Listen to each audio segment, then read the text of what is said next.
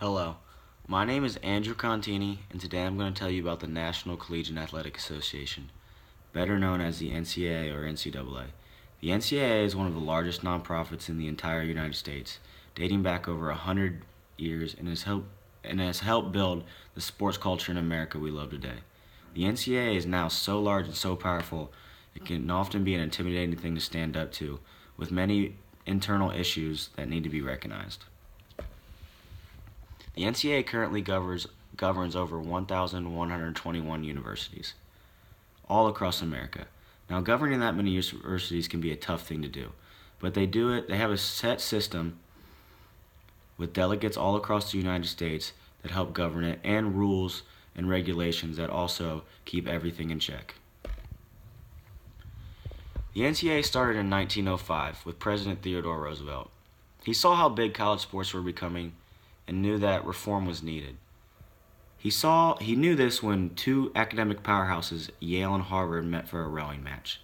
Now, this rowing match got a lot of publicity, and was something he noticed that if college sports didn't have a governing body,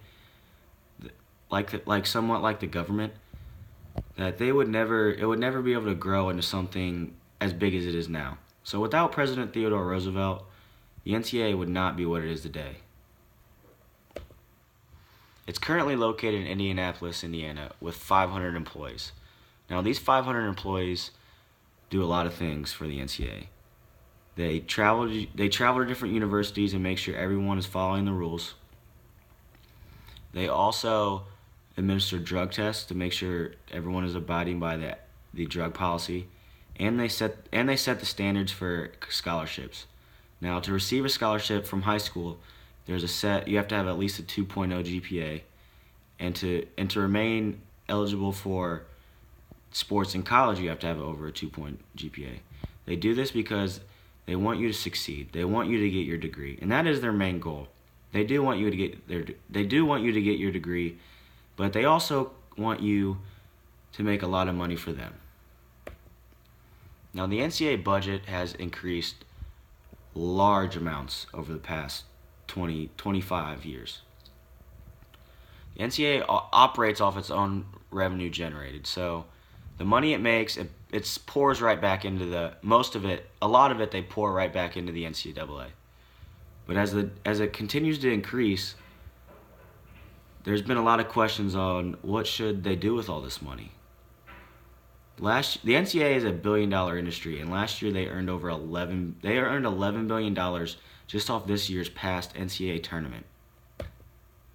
Now, Mark Emmert is the chairman of the NCAA, and he has a lot of ideas of what they should do with it, and none of them are to give it back to the players. Now, these players have earned a lot of money, and they don't get to see a dime of it. And just like me and a lot of my classmates, they're struggling too. Like I said earlier, CBS paid $11 billion for the rights of the men's college basketball tournament. And those players didn't get to see a dime of it. Players like Bryce Johnson and other Kansas players, such as Perry Ellis, those are the guys you tune in to see, and they don't get to see any money of it. So it's become a big issue, and Mark Emmert does not want to pay the players. He says that athletes are paid through the scholarship given. Well, that's true. They do get a free education. But not everyone is made out for school, and not everyone has, such like Bryce Johnson maybe, he doesn't want anything to do with school. He's just there because he has to be. So why not allow him to make as much money as he can now? Because he might not be able to make it later. As an athlete, your time stamp for being able to profit is pretty short. But with that profit, like I said earlier, the goal for the NCAA is they still want everyone to reach their academic potential, and that's through getting a good degree. The NCAA works extremely hard to promote all of its academic needs for the students. They want success, and they want you to be able to get a job after you graduate. But the thing is, they don't want you to have a job while you're in college. The average athlete spends 43 hours per week on just his prospective sport. I mean, you can't, with that much hours, you don't have time. Plus, most of them are taking at least 12 credit hours. You don't have that kind of time to go out and make money on the side. And not everyone will